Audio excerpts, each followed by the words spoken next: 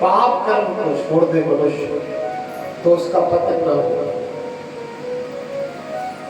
पापी समझत पाप कर, लोग छिप करके पाप करते हैं कि मुझे कोई नहीं देख रहा, मैं अकेला हूँ। हर पापी की मन में यही बात रहती है कि मुझे किसी ने पाप करते हुए नहीं देखा। लेकिन याद रखना मेरे भाइयों, हमारे ऊपर बराबर से 1000 आंखों का सीसीटीवी कैमरा चल रहा है जो हमें अच्छी तरह से रिकॉर्ड कर रहा है। एक मिनट को हमारे जीवन के एक सेकंड का हिसाब देगा वो परमात्मा की तुमने क्या किया, कितना अच्छा किया और कितना बुरा किया। पापी समझत पाप करे, मैं काहू देखो नाही, और ईश्वर बोले निज आत्मा सुन सदने देखो ताई। ईश्वर हमारी आत्मा में बैठा है। अब बताओ हम उससे कुछ छुपा लेंगे? ऐसा कोई पल नहीं है जब वो तुम्हारे साथ ना हो, ऐसी कोई घड़ी नहीं है जब वो आपके साथ। केवल भगवान जब मनुष्य भोग करता है उतने समय के लिए भगवान फूल हो जाते हैं। प्रेम से बोलो, समझ गए? जब दुष्ट कर्म करता है तब उसको दूर से देखते हैं कि बारे मनुष्य। प्रेम से बोलो। बाकी समय परमात्मा सदा हमारे साथ रहते हैं, हमारे हृदय में रहते हैं। हम उसको ढूंढने के लिए दुनिया में जाते हैं। लेकिन कहा है किस प्रकार से दूध के कण-कण में मक्खन का वास होता है, जो तिल माही तेल है, जो चमक में आग, तो तेरा साही तुझ में जाग सके तो। संत कबीरदास सर्वम खल विदम ब्रह्मो, संसार के कण-कण में परमात्मा।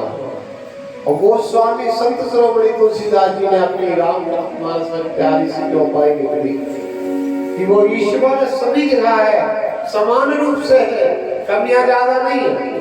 ये नहीं है कि मेरे घर में ज्यादा है तो आपके घर में कम नहीं। गोस्वामी जी ने कह दिया, समस्त शास्त्रों का सार देख करके, पढ़ाई करके उन्होंने लिख दिया रामायण में।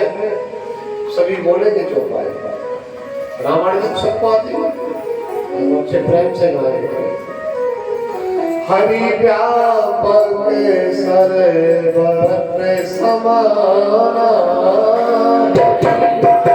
हरि व्यापक सर्वत्र समाना, हरि व्यापक सर्वत्र समाना।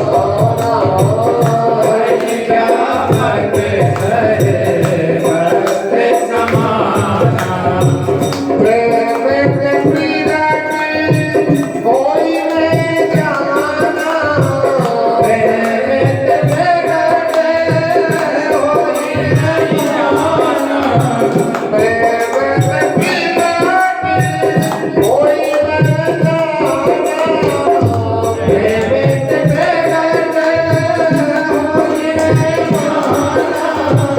हरि व्यापक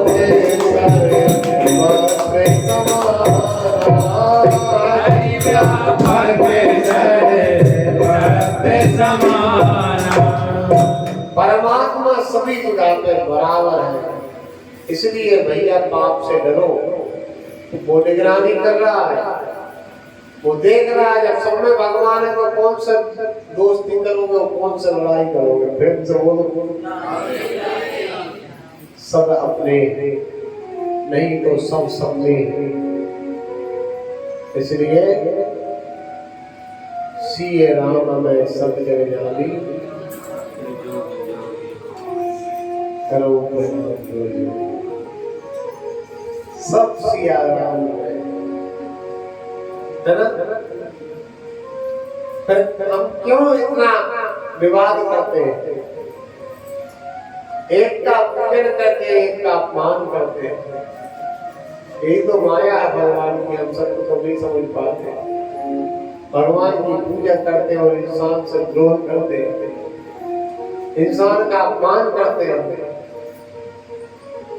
वो ये सत्य जिस दिन समझ में आ गया कि मनुष्य में ही भगवान है और किसी मनुष्य का अपमान करना भगवान का अपमान करना है, किसी जीव का अपमान करना भगवान का अपमान करना है, तो भैया अधिक उपचार नहीं करना पड़ेगा, सब अपने आप स्पष्ट हो जाएगा। लेकिन हम भगवान की पूजा करते हो इंसान का बुरा करते हैं, और इंसान का बुरा करते हैं तो वो इंसान के अंदर भगवान है, हम भगवान का बुरा करते हैं। इसलिए मैं तो आपसे ये कहता हूँ कि हमारे बस लगने तक हमें चींटी का भी अपमान नहीं करना चाहिए, क्योंकि चींटी में भी उतना ही भगवान है जितना हमें अपने प्रेम से बोलो। एक बार जोर से बोलो। ऐसा नहीं लग रहा कि कंजूसी से बोल रहे थे, अच्छे नहीं कर रहे, कंजूसी मत करो भगवान के नाम पे। इधर तो बात करते हुए कमरा पे बात करने में भी ऐसा लगता है दो चार चीजें और होती ना तो सभी से बात करता है ना, एक मौका पड़ता है बातें करने के लिए। तेरे भैया प्रेम से बोलो राधे। तो कहने का भाव है मेरा, जितना बने पाप से बचे, यही भागवत कहती है। अब यहाँ कथा वर्णन कर रहा है, इस कथा को सुनो, मैं संक्षेप में बोलूंगा, कल की कथा है आज बोल रहा हूं, समय नहीं था कल हमारे पास। लोक देवाता पूरा प्रेम सौ जलपिता। तुंगभद्रा नदी के किनार पर, जैसे गोमती नदी के किनार पर द्वारका है ना, ऐसे तुंगभद्रा नदी के किनार पर एक दिव्य गांव था, जिस गांव का नाम था अनुपम नगर। उस अनुपम नगर में एक आत्मदेव नाम के ब्राह्मण रहते थे। ब्राह्मण बहुत बड़े विद्वान थे, त्रिकालदर्शी थे, गुणवान थे, बुद्धिमान थे। याद रखना, ऐसे ब्राह्मण थे कि जिस ब्राह्मण का पूरे क्षेत्र में लोग ऐसे गान करते थे, भगवान सूर्य के समान सम्मान करते थे। इनके घर के सामने से जब लोग निकलते थे तो अपने जूते चप्पल हाथ में लेके निकलते थे। वो कहते थे कि गुरु महाराज का घर है आगे, यदि हम जूते चप्पल पहन के निकलेंगे तो गुरु जी का आदर होगा, अपमान होगा। वो घर देख कर ही प्रणाम कर लेते, कितना विद्वान होगा आप विचार। सब कुछ था इनके पास, जमीन जायदाद बुद्धि ऐश्वर्य संपन्नता। वो बहुत बड़े भगवान के भक्त विद्वान, लेकिन याद रखना मेरी माता बहन,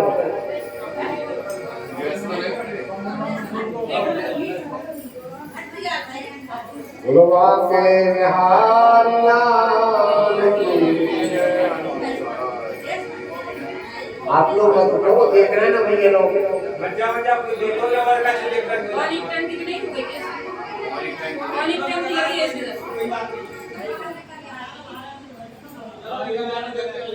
अंदर तो भाई जरूर हो जाएगा। कोई नहीं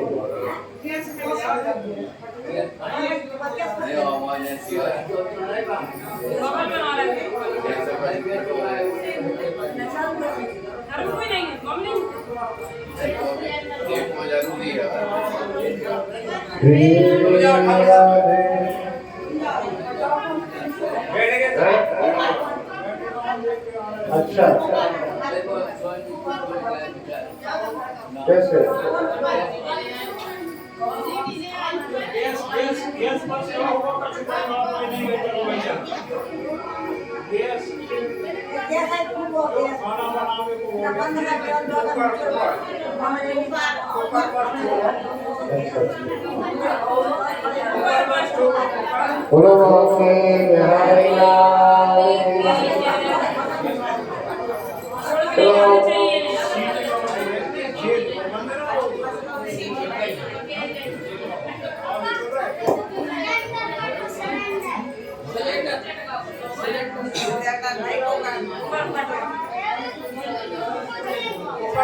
श्री राम जय जय राम श्री राम जय जय राम श्री राम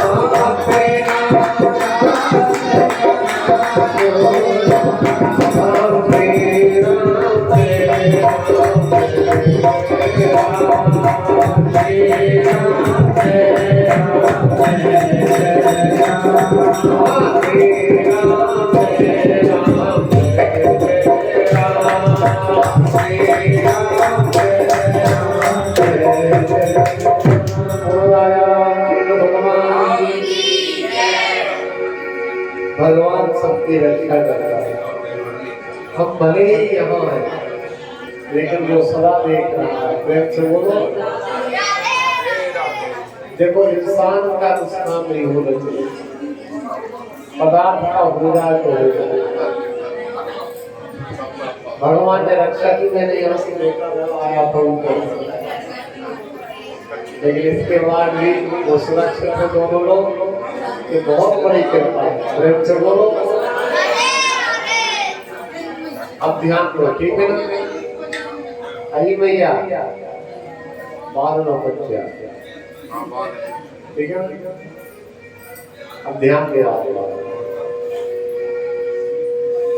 देखो, हमें परवाह नहीं उनकी, उन्हें परवाह हमारी है।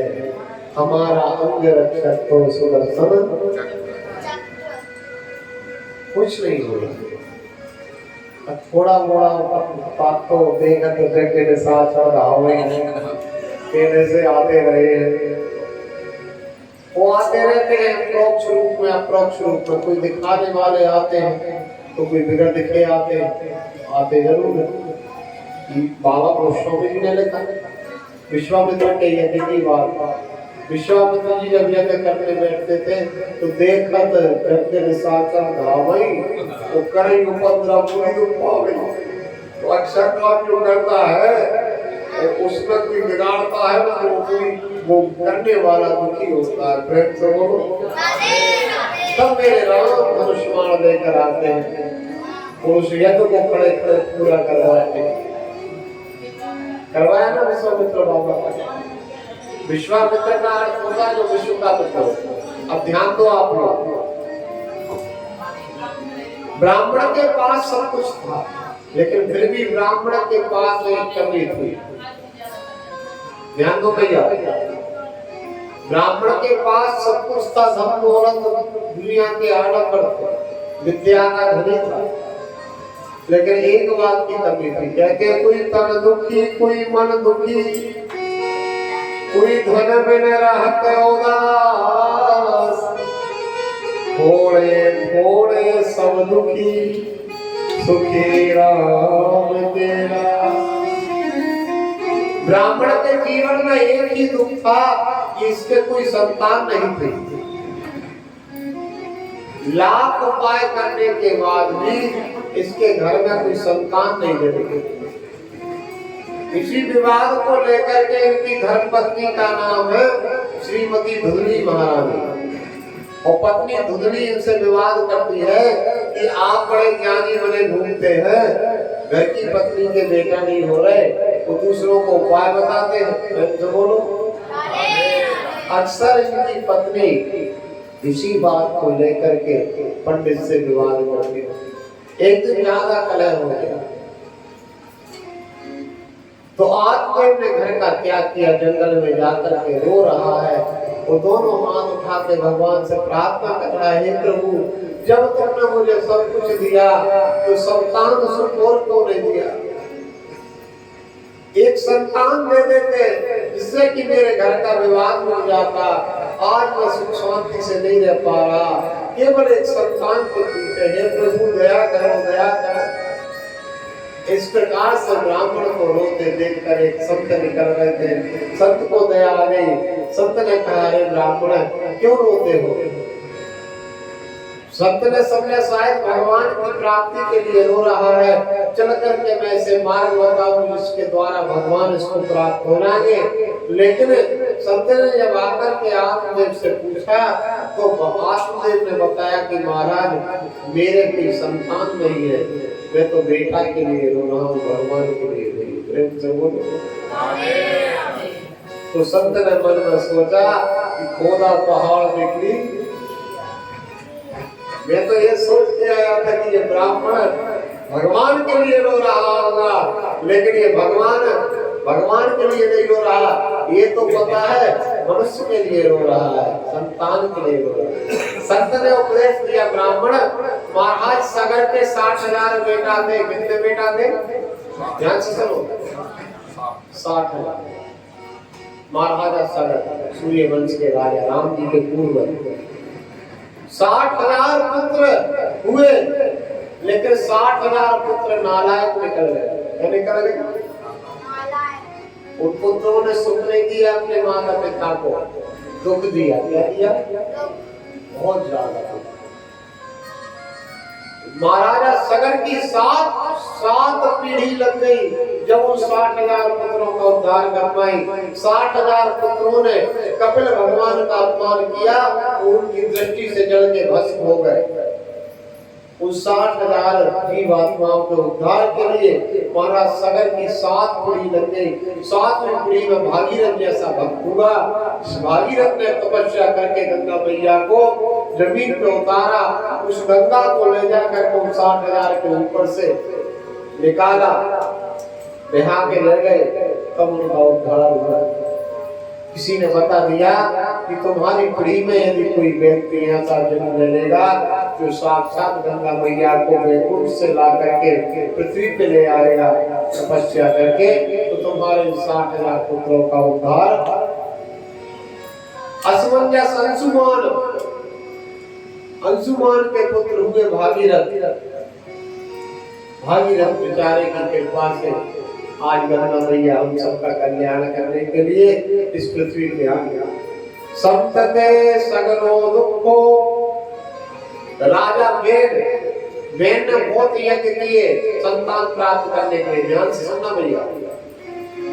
संत बोले ब्राह्मण राजा वेद के राजा अंग के कोई संतान नहीं थी। अंग ने संतान प्राप्ति के लिए अनेकों यज्ञ किए। एक बेटा हुआ जिसका नाम रखा वेद।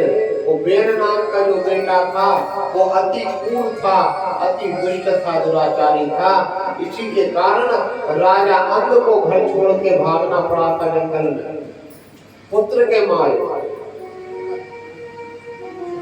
पुत्र हो तो भैया अच्छा हो, पुत्र हो तो सदाचारी हो, पुत्र हो तो सद्गुणी हो। दुराचारी पुत्र से अच्छा तो हो ही ना। हाँ, 2 पुत्र अच्छे बताएं, एक वो जो हुआ ही ना हो और एक वो जो होते ही मर गए हो। तीसरा पुत्र बहुत खतरनाक बताया, यदि हो जाए और होकर के मूर्ख हो जाए, दुष्ट हो जाए, पापी हो जाए, अधर्मी हो जाए, तो ऐसे पुत्र से अच्छा तो भैया जन्म ही नहीं। ऐसा पुत्र पंथी मस्तु पदे पदे पग पग पे अपने माता पिता को दुख पहुंचाता है, कष्ट पहुंचाता है। रावण जैसा पुत्र हो जाए। रावण जब घर से चलता था तो पृथ्वी कांपने लगती थी। क्यों कांपने लगती थी? रावण इतना भारी था, इतना भयंकर वजन वाला था? नहीं, पृथ्वी ये सोच के घबरा जाती थी कि ना जाने पापी आज कौन सा पाप करेगा, उस पाप का भार मुझ पे पड़ेगा। मेरे भाइयों, पुत्र सुपुत्र तो का धन संचय, पुत्र को पुत्र तो का धन। पुत्र से ही मोक्ष प्राप्त होता, पुत्र से ही गति प्राप्त होती है, पुत्र से ही जय, पुत्र से ही विजय प्राप्त होती है। और पुत्र यदि दुष्ट हो जाए तो पुत्र से ही मनुष्य की दुर्गति होती है।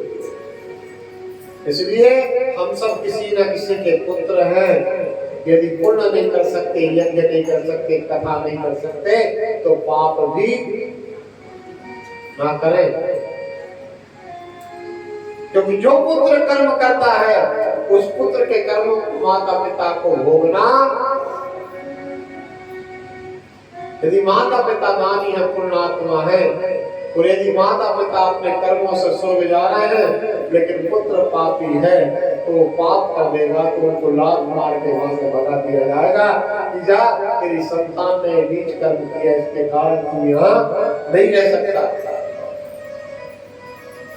इसलिए मेरे भैयाओं, हम सुधरे, जग सुधरा, हम बिगड़े। मन की तरंग मान ले बस हो गया भजन, आदत बुरी सुधार ले बस हो गया भजन। मेरी माता बहनों भाइयों, ये पुत्र की परिभाषा, पुत्र की परिभाषा क्या है? उनका नाम त्रायतीति पुत्र, जो अपने माता पिता को कुंभी पाक नाम के नरक में जाने से बचा ले, वो पुत्र है। वो पुत्र है। और जो अपने माता पिता को नरक में गिरा दे वो कुपुत्र है। जो माता पिता की संपत्ति का दुरुपयोग कर दे वो कुपुत्र है। माता पिता की संपत्ति को जो विक्रय कर दे वो कुपुत्र है। वो माता पिता की संपत्ति को जो हाथ दो हाथ चार हाथ बढ़ा दे वो सुपुत्र है। प्रेम से बोलो। वो कुपुत्र ज्यादा पैदा हो रहा है। नालायक, नालायक समझ रही हो? नालायक जो ना धर्म को मानते हैं, ना भक्ति को मानते हैं, और ना भजन को मानते हैं, ना भगवान को मानते हैं। ऐसे नास्तिक पुत्रों का जन्म हो रहा है, जिनके कर्मों को देख करके माता पिता की आत्मा दुखी मत होती है। महाराज सगर कितने दुखी हुए बताओ।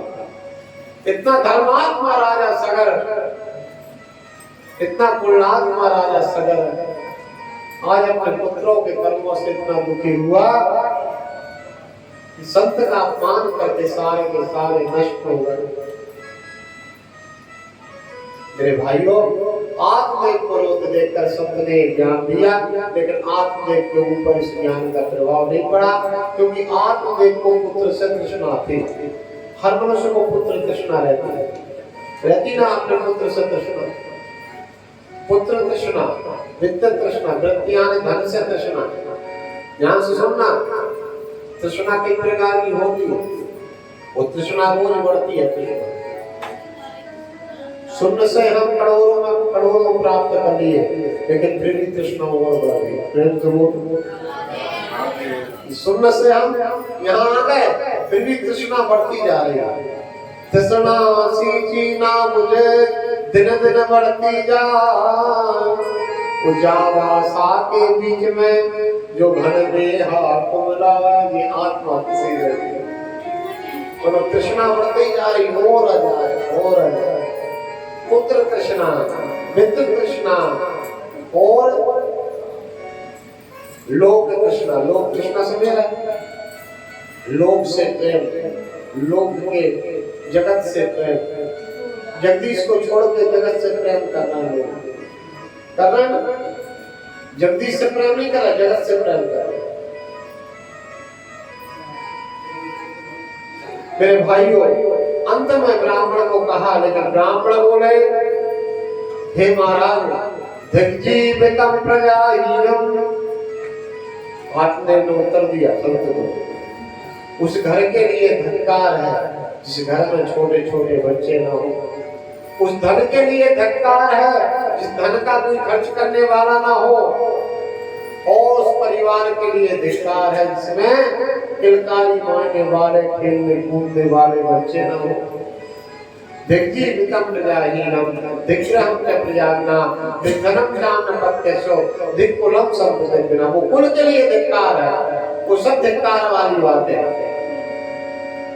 इसलिए हे बाबा, यदि देना चाहते हो तो मैंने सुना है शास्त्रों में संत कृपा भगवत कृपा से बड़ी होती है।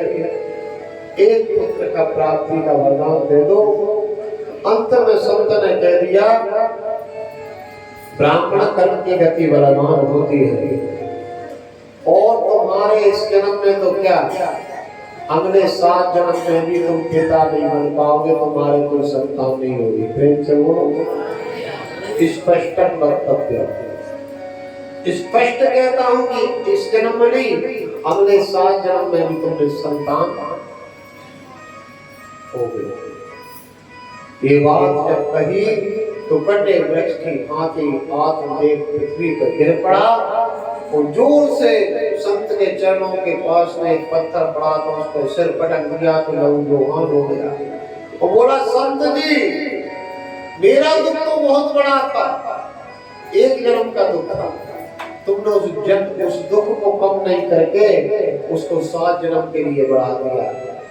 अब ये जन्म का मैं बर्दाश्त नहीं कर पाऊंगा, अगली बार इतने जम के सिर पटकूंगा कि तुम्हारे चरणों में प्राणों को त्याग दूंगा और ब्रह्म हत्या लगेगी तुमको। संत बोले, ये तो वही हो गया कि आबेल मुझे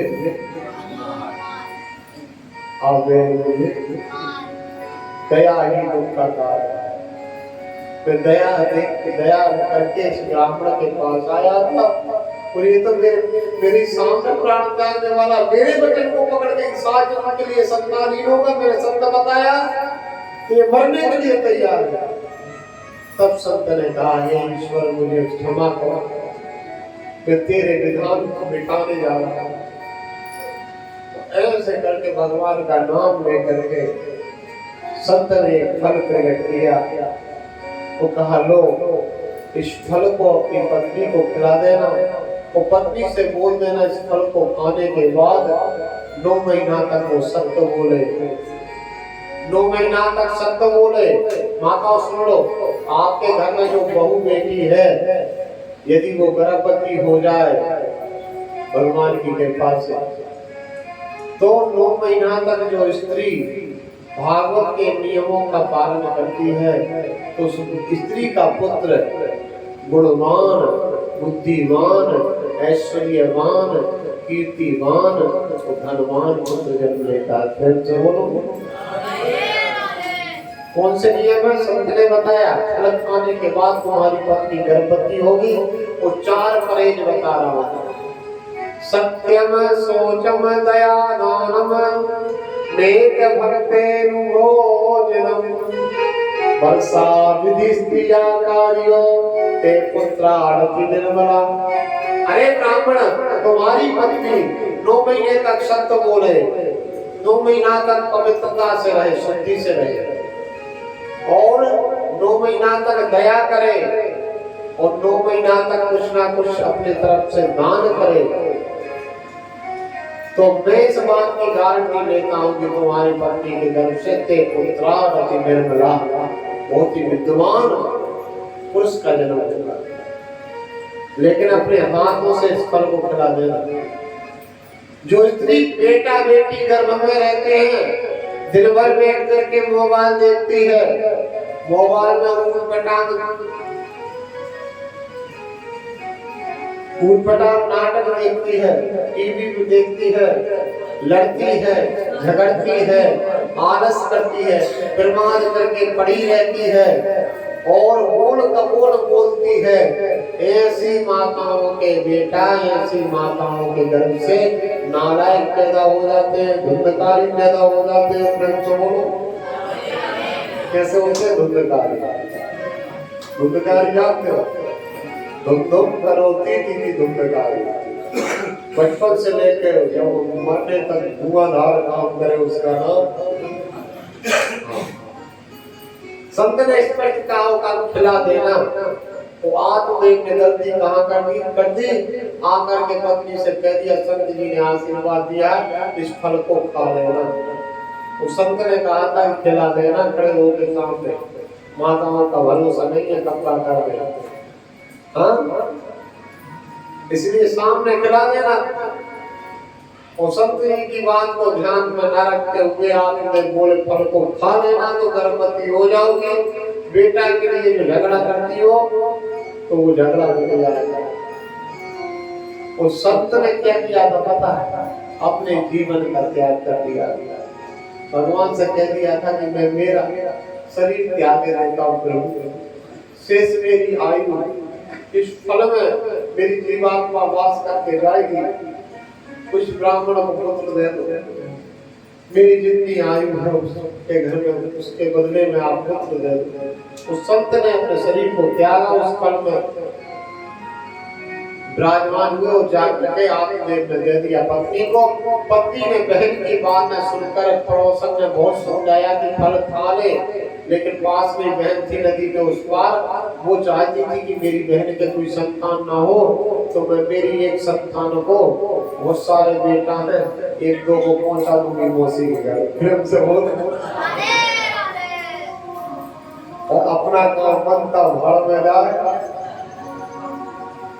मेरे 1-2 बेटा पहुंच जाएंगे मेरे पास पर्याप्त, और 1-2 बेटा जब पहुंच जाएंगे तो उसकी संपत्ति भी मेरी संपत्ति। बहन ने कह दिया देवी हरि फल भक्षेण गर्भस्या गर्भेणोदर वृद्धिता स्वल्प भक्षम ततो सत्य ग्रह कार्यम प्रथम भवेत्। यदि दुबली तू फल खा लेगी तो गर्भवती हो जाएगी। गर्भवती हो जाएगी तो गर्भवती स्त्री से भोजन खाते नहीं बनता। जब भोजन नहीं खाएगी तो 7-8 महीना 9 महीना तो कमजोर हो जाएगी। घर का काम कैसे करेगी? इतना बड़ा महल बना के रखो। प्रेम से बोलो, गृह कार्यम कथम भवेत्, कौन करेगा तेरा काम? वो सोच कि तेरे पेट में बच्चा है, 8वां महीना चल रहा है, गांव में नाम हुआ गए, वो गांव से भागने की नौबत आ गई तो तू भाग भी नहीं पाएगी, नागों के द्वारा मारी जाएगी। वो नागू भी नहीं आए तो तेरा बेटा का जन्म भी हो गया, तो जन्म हो जाएगा। तो मैंने ये भी सुना है कि बच्चा कई बार गर्भ में पलट जाता है, गर्भ में पलट जाता है तो पेट फाड़ के नाम पर लोग बच्चे को निकालते हैं। कई माताओं का बीपी लो हो जाता है, कई का हाई हो जाता है, तो मृत्यु की शिकार हो जाती है। अरे दीदी तेरे बस की बात नहीं है, दूसरा जन्म होता है स्त्री का। मेरे तो 5-7 संतान है, मैं जानती हूँ, इसलिए दीदी तू तो रेडीमेड खरीद रही, प्रेम से बोलो काय के चक्कर में पड़ रही है। मेरे पति धन के लालची है, मैं गर्भवती हूँ, अगला मेरा जो बेटा होगा मेरे पति को 2-4 लाख रुपए दे देना, वो घर में जाएगा। वो तू जीजा जी से आज से कह दे कि मैंने फल खा लिया तो 9 महीना तक जीजा जी खूब सेवा करेंगे तेरी। दोनों की योजना बन गई और फल को नहीं खाया, फल का क्या करें? जीजा जी की फल की तपस्या की शक्ति तुझे देखना है तो ये फल गैया मैया को खिला। ये गैया के बेचारी के कोई संतान नहीं हुआ, आज मैं तेरे घर में जब से आई, तेरे घर में तुलसी का पौधा लगाती, वो भी पानी डालते डालते सूख जाता है। तुम्हारे घर में तुम्हारे पति पितरों को श्राद्ध करते हैं, पितरों को तर्पण करते हैं, वो पानी हाथ स्वीकार नहीं करते, इसलिए गैया को खिला दे बेचारी। यदि गैया के बेटा होगा तो हम मान लेंगे कि जीजा जी पक्के गुरु से मिले थे, प्रेम से बोलो। और ऐसे करके राजनीति करके माताओं ने योजना बना के आपने की सारी योजना फेल कर दी। और समय आया, बहन के बेटा हुआ, रातों रात उसने यहाँ पहुंचा दिया। 9 महीना बड़ी सेवा की, बेचारे पंडित जी ने पंडित त्याग छोड़ के पत्नी की, और बढ़िया बेटा आ गया। और 10वें महीना बाद गौ माता के भी बेटा हुआ। गौ माता के बड़ा सुंदर पुत्र का जन्म हुआ। गौ माता कभी झूठ नहीं बोलती, गौ माता टीवी नहीं देखती, गौ माता लड़ाई नहीं करती, गौ माता झगड़ा नहीं करती, गौ माता अटर मटर नहीं खाती, गौ माता वही खाती है जो उसको खाने का बनाया है। इसके कारण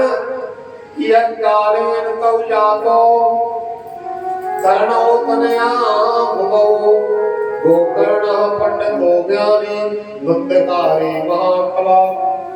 2 पुत्र हुए। आत्मदेव के सारे क्षेत्र के लोग देखने आए, अरे भैया पंडित जी के संतान का जन्म तो हो गया, लेकिन पंडित जी के देखो भगवान की कृपा, भगवान जब देता चप्पल फाड़ के देता। फिर से बोलो, पत्नी के बेटा हुआ तो हुआ, पंडित जी की गौ माता के पुत्र का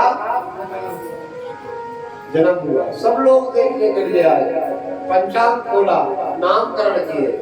तो नामकरण करने की जब बारी आई मेरी माताओं बहनों, उस समय नामकरण निकला। आत्मदेव में पंचांग खोला, योग देखे तो बड़े लगा था बुद्धकारी।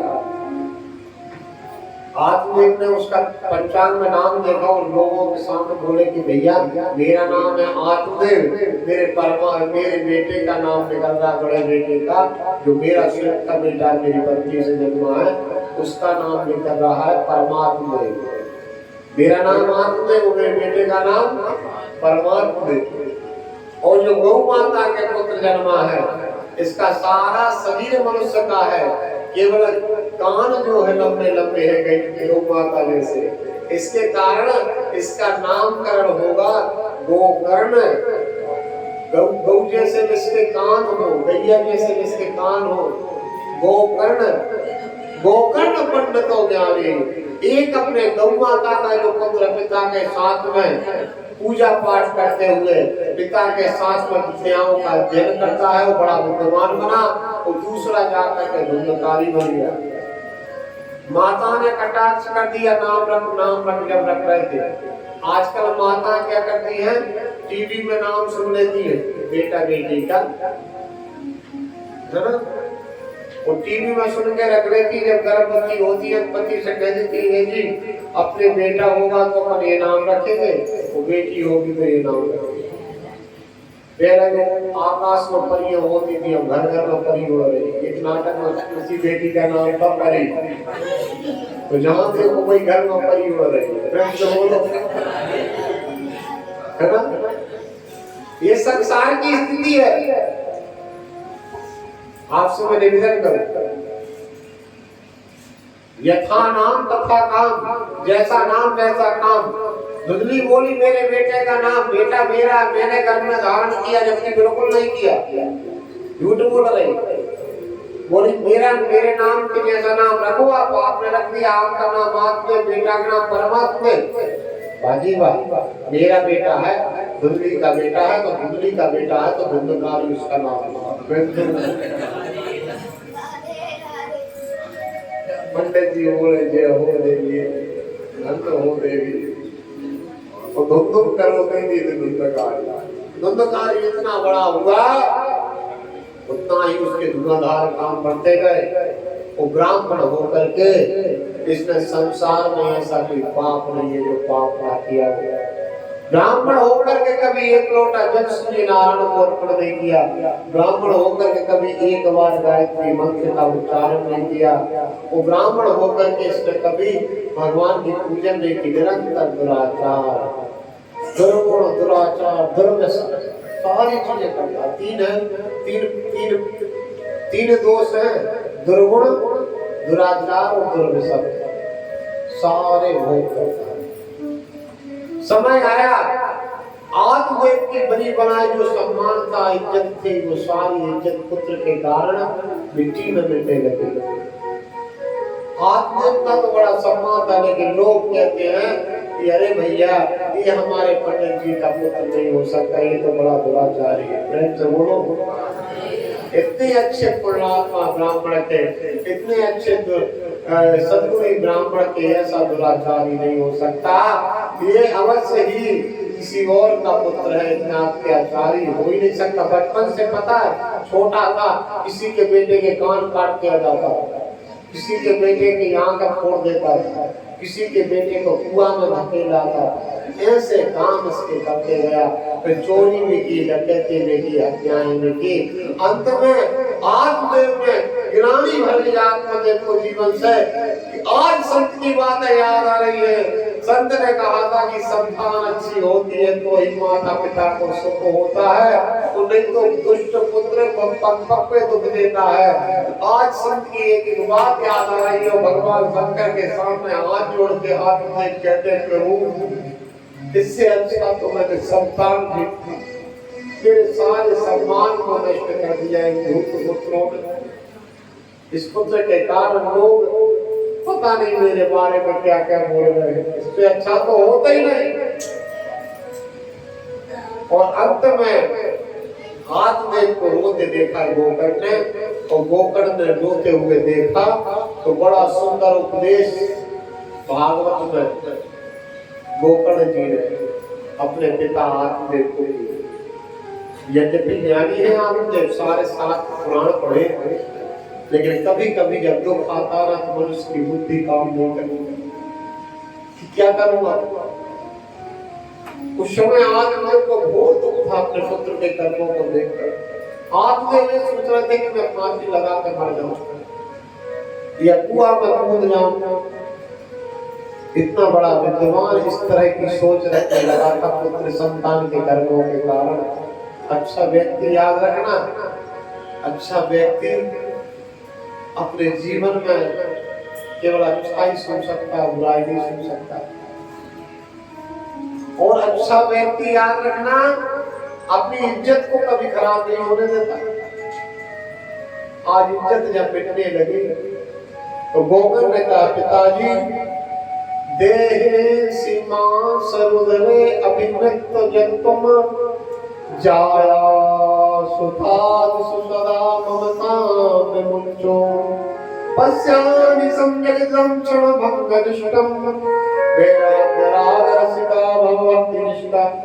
हे पिताजी, आप भैया के कर्मों को देख करके दुखी हो रहे हैं, भैया के कर्मों को देख करके रो रहे हैं। पिताजी, ये शरीर रक्त मज्जा मांस और चमड़े से बना है। ध्यान से सुनना भैया, रक्त मज्जा, अस्थि और चमड़े से बना ये हमारा शरीर है। इस शरीर में याद रखना, जिस दिन हमारा शरीर से 5 तत्व पिताजी निकल जाएंगे तो ये शरीर केवल एक मट्टी हो जाएगा। क्या हो जाएगा? मट्टी हो जाएगा। इसलिए पिताजी जब ये शरीर हमारा इतना सुंदर है, तो जब ये शरीर हमारा मानते हैं, तो जब ये शरीर हमारे साथ नहीं जाता तो शरीर का संबंध हमारे साथ जाएगा? बताओ भैया। मान लो आपने कितना भी अच्छा घर बना लो, आप कितनी भी मजबूती दे दो, 20-20 mm के सरिया डाल दो, कितनी मजबूत बिल्डिंग बना लेना, लेकिन उस बिल्डिंग में आप कितने वर्ष रह सकते हैं? 1000 वर्ष। फिर कितनी मेहनत करके बनाते, फिर जरूर वो अंत में ध्वस्त तो होगी ही, क्योंकि यहाँ संसार में कुछ टिकने वाला जायते वर्धते विनश्यते, जो पैदा हुआ है वो मरेगा, क्योंकि मरना ही उसका निदान है। इस लोक का नाम क्या है? मृत्यु लोक, जहाँ की स्वामी है मृत्यु। और तेरा यदि घर होता तो तेरी घर वाले तुझे घर से बाहर नहीं धरते उठा के, और ये नहीं कहते कि चलो ले डोरा नहीं तो सूर्य अस्त हो जाएगा तो रात हो जाएगा। बोलो, अगर 12 बजे खत्म हो गया कोई व्यक्ति तो शाम तक तो गोविंदा है। कितना ही अच्छा हो, कितना ही कमाया हो, कितना ही प्यारा हो, शाम तक बिल्कुल कुछ नहीं बचने वाला। इतना समय कि आप मारा जाएगा। सुबह लोग सके में चले जाएंगे रोटी के बाद। यही शरीर आज आपका चमक रहा है, ये शरीर भुजे भटा के समान हो जाता है। हे पिताजी, जब शरीर के संबंध, जब ये शरीर हमारा नहीं है, शरीर पे हमारा बस नहीं चलता, तो शरीर के संबंध हमारे कैसे हो जाएंगे? बताओ पिताजी। आप तो शरीर आपके साथ नहीं जाएगा तो भैया आपके साथ जाएगा, जिसके कर्म देख के आप दुखी हो रहे हैं। पिताजी, ये तो हमारी अज्ञानता है, ये भगवान की माया है। जब शरीर हमारा नहीं है तो इसके संबंध भी हमारे नहीं है। हमने मान लिया है, मोह के कारण हम इसमें फंसे। इसलिए पिताजी, धर्मम फलस्य सततम तज लोक धर्मान, लोक धर्म का त्याग करके आप वास्तविक आत्म धर्म का पालन करो। आप एक आत्मा है, शरीर नहीं।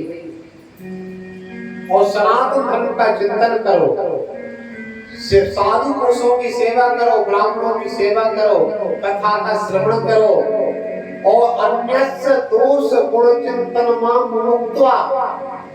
आप किसी के दोष मत देखो, आप किसी के गुण भी मत देखो, आप तो अपने आप को देखो और भगवान की सेवा करो। शेष जीवन में भगवान की कथा से प्रेम करो। और क्या करो? सेवा, कथा। देखो मैं नहीं कह रहा, ये बात भागवत कह रही है। सेवा करो और कथा सुनो। सेवा कथा समसरो नितराम प्रवत्वम, उस परमात्मा के चरित्रों का नित्य दिन पान करो। बात समझ में आ गई? आप देख के क्या बात समझ में आ गई? कि जिस प्रकार से ईंट गारे का मकान हमारा नहीं हो सकता, इतना भी मजबूत हो, इस संसार की कोई वस्तु हमारी नहीं हो सकती, हमारा इस शरीर हमारा नहीं हो सकता।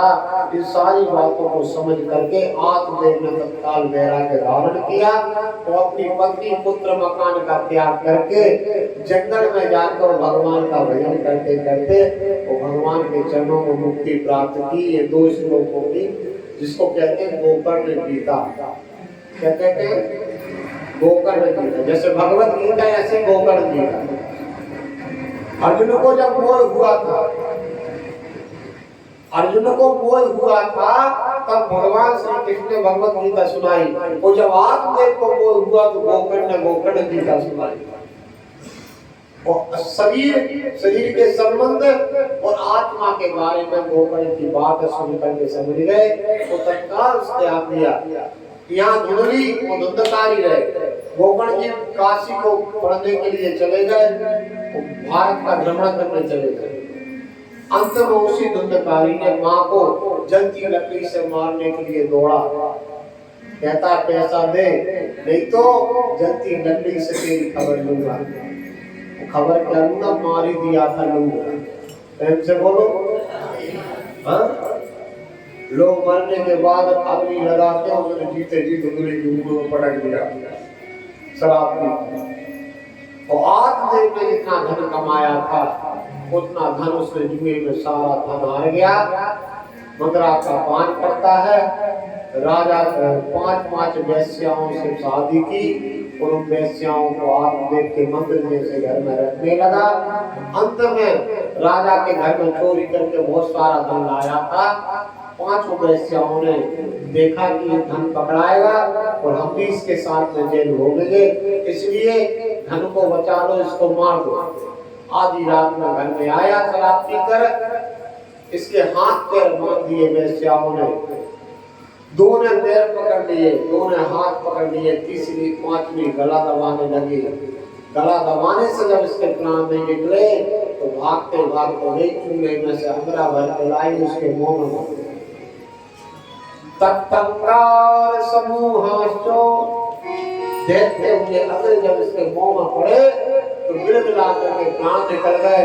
इसी के घर में गड्ढा खोद के रात में ही वेश्याओं ने से गड़ा दिया, तो गड़ा करके घर को छाप करके लोहिया फेर दिए। प्रेम से बोलो।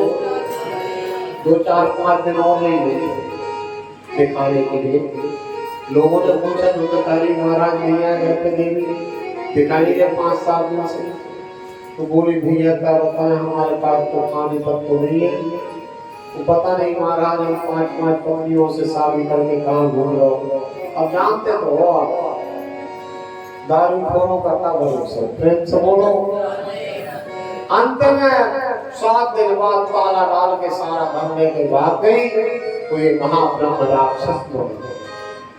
बुरे कर्म करके जो बढ़ता है, चाहे ब्राह्मण हो, क्षत्रिय हो, वैश्य हो, शूद्र हो, उसका निदान प्रेत योगी ब्रह्म राक्षस बन गया। गोकर्ण में गया में पिंडदान किए, इसके नाम से काशी में पिंडदान किए, प्रयाग में माता पिता और भाई के नाम से पिंडदान करके गोकर्ण घर आया अपने घर में। तो जब घर आया तो क्या देखता है कि कभी तो इसे शेर बन के डराता है, कभी हाथी बन जाता है, कभी अग्नि बन जाता है, कभी पानी बन के बरसने लगता है। ऐसे अनेक प्रकार के रावत भर भयंकर रूप धारण करके और धुंधकारी गोकर्ण को डराने लगा। तब गोकर्ण डरे नहीं, क्योंकि भगवान के नाम में। और इन्होंने जल ले करके वो गायत्री मंत्र से अभिमंत्रित किया। वो जैसे फेंक के इसके मारा कि कौन है जो मुझे डराने की चेष्टा कर रहा है, तो वो जल पड़ने से मंत्र था, इसके पाप नष्ट हो गए। पाप नष्ट हो गए तो ये बोल पड़ा, बोलने की शक्ति आ गई इसके अंदर। बोला भैया अहम भ्राता तुझी धुंधकारी दिलावता, मैं तेरा बड़ा भाई धुंधकारी हूं, तो मेरा मोक्ष नहीं हुआ। ब्राह्मण होकर तो मैंने अति नीच कर्म किए। सुखी ये नहीं विदोषेनो ब्रह्मत्व नासिकं मया, मैंने अपने ही किए गए कर्मों के कारण ये प्रेत योनि धारण की है। इस प्रेत योनि में मुझे बहुत कष्ट है भैया। ये वायु मुझे आगे जैसी लगती है, पृथ्वी में मैं चरण रखता हूं तो सूजा मेरे पैरों में चिपकते हैं। हे भैया गोकर्ण, तेरे जैसा विद्वान भाई जिसका भाई हो और उसके भाई की दुर्गति, मैं तो पापी था, अधर्मी था, लेकिन तुम तो ज्ञानी हो, मेरा उद्धार करो, मेरी मुक्ति करो इस प्रेत योनि से। मुझे बहुत कष्ट है, बहुत कष्ट। रोते हुए धुंधकारी ने बात बताई तो गोकर्ण बोले भैया मैंने तेरे नाम से गया में पिंडदान कर दिया। मैंने शास्त्रों में पढ़ा है कि पापियों में जो राजा हो, पापियों का राजा, पापियों का सम्राट भी हो, यदि उसके नाम से भी तू पिंडदान कर देता है गया में, तो कैसे पापी का भी उद्धार हो जाता है। तो तुम्हारा क्यों नहीं हुआ? तो ये क्या क्या था दुष्टकारी भैया गोकर्ण गया साध्यम सतेनापि मुक्तिर्ने न भविष्यति। कुछ पापी ऐसे होते भैया, एक गोकर्ण मैं नंबर 1 का पापी हूँ, 1 नंबर का पापी, 2 नंबर का बहुत बड़ा पापी है। वो गया में तू मेरे नाम से एक नहीं 100 बार श्राद्ध कर देना, 100 बार पिंडदान कर देना, तो गया के पिंडदान करने से मेरी मुक्ति नहीं होगी। कोई दूसरा उपाय कर भैया, दूसरा उपाय कर, मुझे बहुत कष्ट है। वो तेरे रहते हुए यदि मुझे कष्ट हुआ तो तू भी सुखी नहीं रह सकता। गोकर्ण बोला भैया तुम चिंता मत करो, अभी तुम यहाँ से जाओ, मुझे विश्राम करने दो। मैं सुबह होते ही सूर्य नारायण भगवान से तुम्हारी मुक्ति का कारण पूछूंगा, कैसे तुम्हारी मुक्ति होगी। सुबह हुआ, सूर्य नारायण भगवान को अर्घ दिया, अर्घ देकर के भुवन भास्कर को प्रणाम किया। भगवान सूर्य से गोकर्ण ने पूछा, हे सूर्य नारायण भगवान, आप सारे दिन भर मनुष्य के अच्छे बुरे कर्मों को देखते हैं, आपने मेरे भैया धुंधकारी के सारे कर्मों को देखा है, आप कृपा करें, ऐसा करें, मेरे भैया की मुक्ति कैसे होगी ये बताओ। बस इतनी आपसे प्रार्थना, मैंने आज तक आपसे कुछ नहीं मांगा। सूर्य नारायण भगवान तत्काल प्रकट हो गए। वो कहा गोकर्ण श्रीमद् भागवतां मुक्ति सप्ताहम वाचनम गुरु। हे भैया, श्रीमद् भागवत की कथा से तुम्हारी मुक्ति होगी। तुम 7 दिन के लिए श्रीमद् भागवत की कथा बांस में बिठा करके अपने भाई को श्रवण कराओ, तो उससे तुम्हारे भाई को मुक्ति हो जाएगी, गया श्राप से नहीं होगी। और सूर्य नारायण भगवान ने बताया, गोकर्ण ने सुंदर आषाढ़ के महीने में और अपने भाई के उद्धार के लिए श्रीमद् भागवत की कथा की, सारे गांव वालों को इकट्ठा किया, मंडप बनाया और सुंदरता से 7 मार्च के बांस में धुंधकारी को बिठाया। और धुंधकारी को बिठा करके मेरी माता बहनों 7 दिन तक कथा श्रवण कराई। एवं सप्तदिनश्चैव सप्तग्रंथि विभेदनम। एक दिन की कथा से एक ग्रंथि टूटती गई, फटती गई बांस। और 7वें दिन धुंधकारी, पता है सुदामा चरित्र के बाद धुंधकारी दिव्य रूप धरो जाता, तुलसीदास मंडिता, पीतवासा घर श्यामो, मुकुटी कुंडलान्विता। दिव्य रूप धारण करके धुंधकारी सुंदर मस्तक पे मुकुट बांधे हुए, कानों में कुंडल पहने हुए, पीतांबर को धारण किए हुए है और घनश्याम के समान रूप धारण करिए। घनश्याम माने भगवान कृष्ण जैसा प्रेम स्वरूप, पीतवास को घनश्याम हो, गोविंद के जैसा हो गया।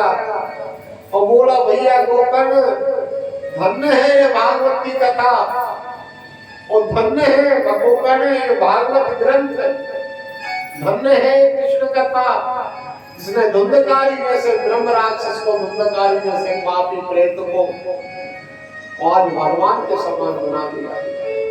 धन्य है कथा। क्या कहता, धन्या भागवती वार्ता प्रेत पीड़ा विनाशिनी, सप्ताहोपि तथा धन्या कृष्ण लोक फलप्रदा। और अब भैया भागवत की पूजन की धुंधकारी ने परिक्रमा की, जय जयकार की, सारे पंडाल में धुंधकारी ने बोला भागवत भगवान की, जोर जोर से जय जयकार करने लगा धुंधकारी। और सबके देखते देखते विमान आया, तो भगवान के पार्षद आए, धुंधकारी को विमान में बिठा करके ले जाने लगे, तो गोकर्ण ने रोक दिया। हे पार्षदों, मेरी प्रार्थना सुनते जाओ। मेरे भाई ने भी कथा का श्रवण किया, और मेरे संपूर्ण ग्रामवासियों ने भी कथा का श्रवण किया, लेकिन मेरे भाई को विमान आया और इन गाँव वालों को क्यों नहीं आया? ध्यान समझने की बात, समझने की बात। तो भगवान के पास बोले गोकर धुंधकारी की कथा श्रवण करने में, वो गाँव वालों की कथा श्रवण करने में जमीन आसमान का अंतर है। कैसा महाराज ने समझा रही है, आप स्पष्ट कहिए। श्रवणास्य तु भेदेनो फल भेदोत्र संस्थिता। इनके श्रवण में भेद। धुंधकारी ने एक आसन पे बैठ के बगैर कुछ खाए पिए 7 दिनों तक निराहार रहते हुए कथा का श्रवण किया। भूमि पे शयन करते हुए संपूर्ण असत्य को त्याग कर सत्य को धारण करके कथा को श्रवण किया। और इन लोगों ने केवल औपचारिकता की कथा हो रही, चलो देख रहे। हमारे गांव के महाराज जी कथा कर रहे हैं, सीख के आज बनारस से अपने भैया को कथा सुना रहे, हमें नहीं। आके बैठे बराबर 3 घंटा, लेकिन पता है तो कहीं तो इधर देख रहे हैं, कहीं उधर देख रहे हैं, कहीं कुछ देख रहे हैं। ऐसे कथा को सुन रहे, कथा में बैठे जरूर थे, लेकिन बॉडी प्रेजेंट और माइंड सस्पेंड। शरीर तो है लेकिन मन नहीं है, ठीक है ना? इसलिए इन लोगों का उद्धार नहीं हुआ। गाँव के लोग मुंह फाड़ के देखते रह गए।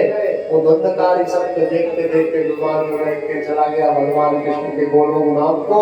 तब गाँव वालों ने कहा, अरे राम राम राम, हम जैसे दुष्टों पर बताओ, जीते जी अमृत बरसा, पूरा अमृत को हम पान नहीं कर पाए, हमें धिक्कार है।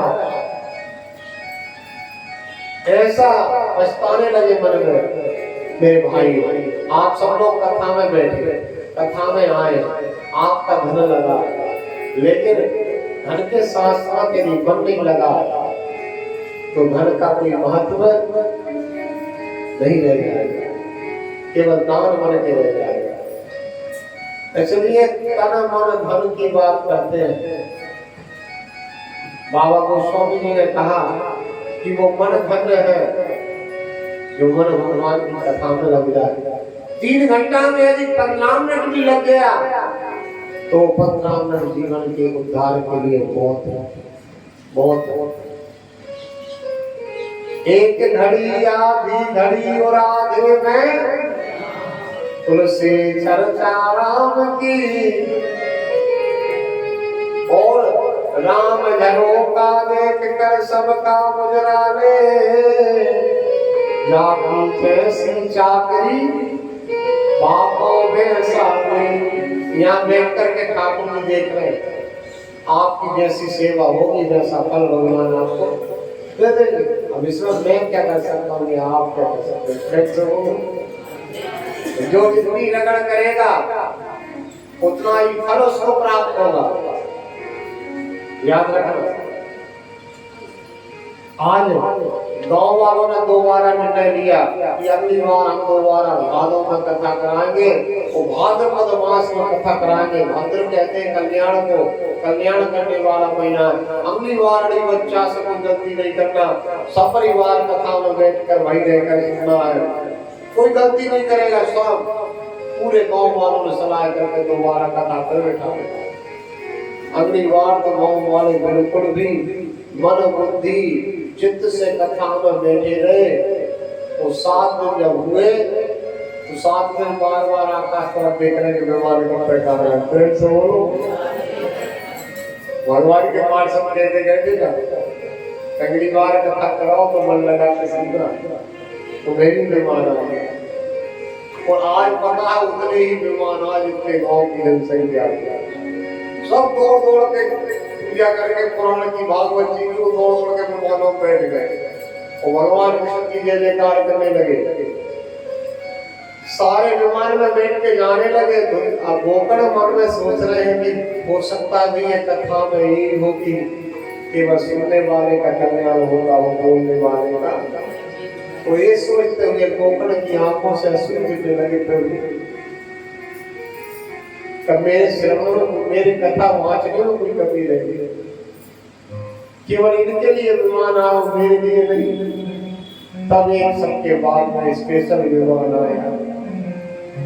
उस स्पेशल विमान में स्वयं गोलोक बिहारी भगवान कृष्ण राधा रानी के समेत विराजमान थे और गोकर्ण को व्यास गादी से उठाया, हृदय से लगाया। और जिस प्रकार से अयोध्या के प्रवासी श्री राम जी के साथ में सशरीर विमान में बैठ के वो साकेत धाम चले गए। अयोध्यावासिना पूर्वे यथा रामेण संगता तथा कृष्णेन ते नीता गोलोकम योगी दुर्लभम। बड़े बड़े योगियों को जो गोलोक दुर्लभ है, इसी प्रकार से भागवत के श्रवण से संपूर्ण अनुपम नगर के ग्रामवासियों का उद्धार हुआ, भगवान कृष्ण की प्राप्ति हुई। आइए भैयाओ, जब आप कभी कथा कराने का आपका मन हो, आपके घर में आपके परिवार में निजी कथा कराएं, तो उसके बारे में बताया। कभी भगवान की आप में किसी पे कृपा हो जाए और आपके दिल में ख्याल आया कि मैं भी एक बार मेरे घर में कथा कराऊंगा, तो सबसे पहली बात है कथा कराने वाले यजमान के लिए वक्ता का चयन करना चाहिए। वक्ता जिससे आप कथा करा रहे हैं, वक्ता के बारे में बताया। सबसे पहले तो आप किसी ज्योतिषी से मुहूर्त दिखवाओ, कि अच्छे ब्राह्मण से मुहूर्त दिखवाओ, और मुहूर्त जब फाइनल हो जाए फिर वक्ता को फाइनल करो। वक्ता कैसा होना चाहिए? विरक्तो वैष्णवो विप्रो वेद शास्त्र शुद्धिकृत। आजकल कथा में हो क्या रहा है, कथा क्षेत्र में भी भ्रष्टाचार हो गया। प्रेम से बोलो। कथा के लिए बांचने के लिए 7 प्रकार की जातियों के लोग कथा को बांचते। जितनी जातियां होती ना, सब कथा बांचने लगे। उन्होंने कथा को बिजनेस बना लिया, धंधा बना लिया, व्यापारिक दृष्टि कर रहे हैं, व्यापारिक दृष्टिकोण से कथा कर रहे हैं। ऐसे करने वालों से और कराने वालों से तो ना कराएं तो वही अच्छा है। प्रेम से बोलो। क्या कह रहे भागवत? विरक्तो ब्राह्मण विरक्त हो, और दूसरी बात वैष्णव हो, भगवान का भक्त हो। तीसरा गुण है वक्ता का ब्राह्मण हो। ब्राह्मण समझ रहे जिसका द्विजाति संस्कार हुआ। द्विजाति संस्कार जानते हो? ये गुरु के हाथों से जिसका यज्ञोपवीत संस्कार हुआ, जो यज्ञोपवीत धारण कर सकता है, 2 जनेऊ जो पहनता है, डबल जनेऊ। प्रेम से बोलो। वही इस व्यास आदि का अधिकारी ब्राह्मण हो और वेद शास्त्र शुद्धिकृत, जिसने वेद और शास्त्रों का अध्ययन किया हो। ये नहीं है कि पट्टू राम राम कहो,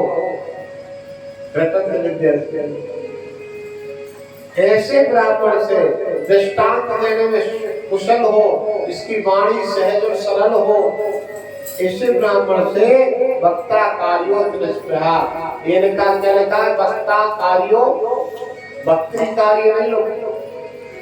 यहाँ जितने शब्द नहीं है पुल्लिंग शब्द नहीं है, स्त्रीलिंग शब्द नहीं है।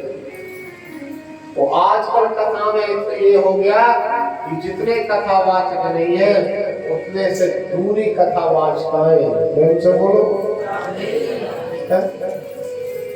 पता नहीं कैसी कैसी जाति की औरतें लड़कियां कथा कर रही है साहब, निरंतर कथा कर रही है, महीना में 1 दिन भी घर नहीं बैठे। प्रेम से बोलो। फिर क्या होगा इस धर्म का? बताओ। जैसे कथा एक पवित्र अनुष्ठान है, स्त्रियों के लिए कथा पढ़ने का दोष नहीं है, आपस में बैठ के कथा की चर्चा करने का दोष नहीं है। पढ़ोगी नहीं, कथा सुनोगी नहीं, कथा आपस में बोलोगी नहीं तो बच्चों को कैसे करोगी। लेकिन कथा वर्णित होकर व्यास बैठने का दोष, बोलने का दोष है। हाँ, मैं भी क्या करूँ, मेरी बेटी को कथा माना देता, फ्रेंड से बोल बना देता। एक महीना मंच पर बोलती बड़ा लड़ा लाख रुपया कमा देगा, लेकिन नहीं, गलत तो गलत है, अंतोगत भलाई नहीं है। यही धर्म भ्रष्टाचार है। और आज के ना तो कथा कराने वाले इस पर विचार कर रहे और ना करने वाले विचार कर रहे, यही धर्म में कुठारा घात है। इसलिए जीवन में कभी कथा कराओ आप तो मैं एक बात का निवेदन कर दूं, किसी ब्राह्मण से कहा, जो दीक्षित ब्राह्मण सेव्य ब्राह्मण हो, भगवान का भक्त हो, ऐसे ब्राह्मण से आप कथा में हो सके तो निर्जला व्रत धारण करना 7 दिन के लिए। कैसा व्रत धारण करना? सुनियो भैया, कथा कराओ तो निर्जला, यदि नहीं हो सके तो केवल फराहार लेना साथ में, दोनों तरफ। यदि फराहार में भी नहीं हो सकता तो एक टाइम फराहार करना, एक टाइम भोजन करना। ये भी नहीं हो सकता तो 3 बार भोजन करना, लेकिन कथा को जरूर श्रवण करना। ये भी लिखा है, मैं आपसे नहीं बोल रहा, बना के तो कुछ बोल ही नहीं सकता।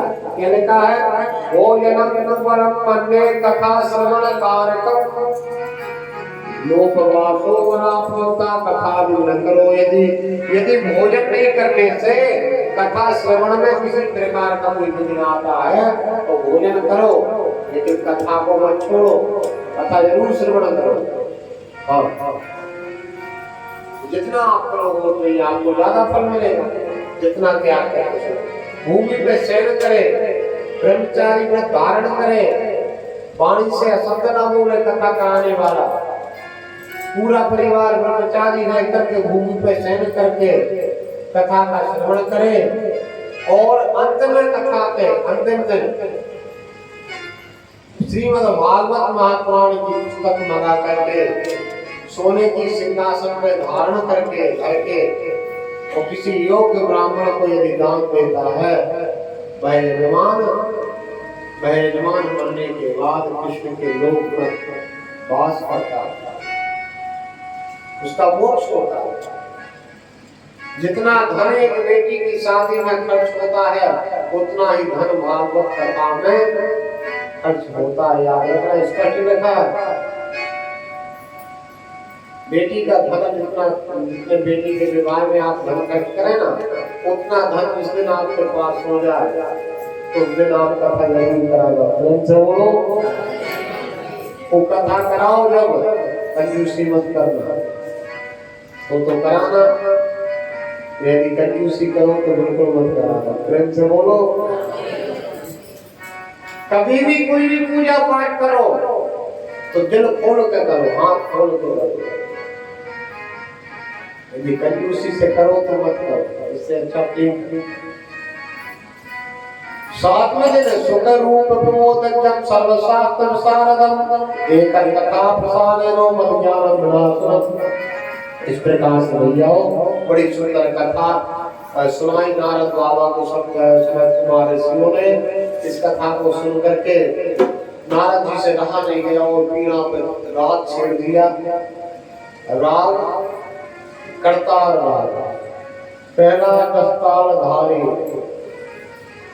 नारद जी ने राग बजाना प्रारंभ कर दिए वीणा पे। इंद्र वहीं पे बैठे थे, इंद्र ने आलाप लगाना प्रारंभ कर दिया। तो वहीं पे बाजू में बैठे थे अर्जुन। अर्जुन बहुत बड़े संगीतकार हैं। अर्जुन ने उठा करके मृदंग बजाना प्रारंभ कर दिया। कैलाश में मजीरा उठा ली, कैलाश भी थे उस कथा में। वो बड़ा जोरदार कीर्तन गंगा मैया के तट पर हुआ और दिव्यता से कीर्तन प्रारंभ हुआ। तो उस कीर्तन को सुनकर के सारे देवता आकाश में नृत्य कर रहे हैं और आज वहाँ गंगा के तट पर कीर्तन हो रहा है। आइए हम समुद्र के तट पे और गोमती नदी के तट पर कीर्तन करें, ठीक है ना, एक भजन के माध्यम से। बोलो वृंदावन में हरि लाल की। आज बड़े दिव्यता से कीर्तन कर रहे हैं। पाप तिलक सब चीनी रे तो से मेरा मिलाए पाप तिलक सब चीनी रे तो से पाप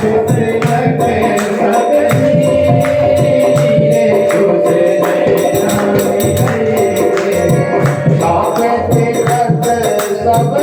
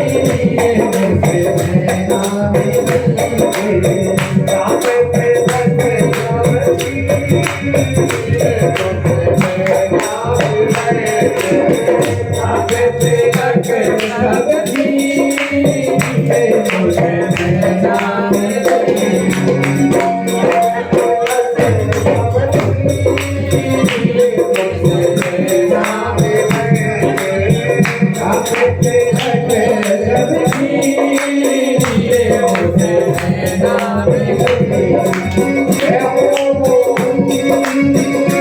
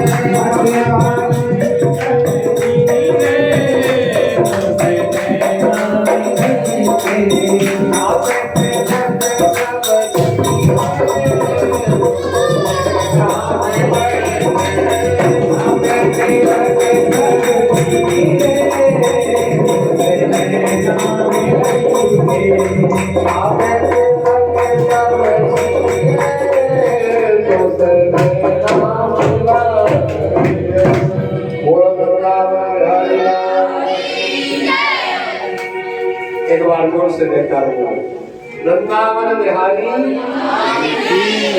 द्वारकाधीश भगवान की। आप सब लोग बैठ जाए, प्रेम से कथा का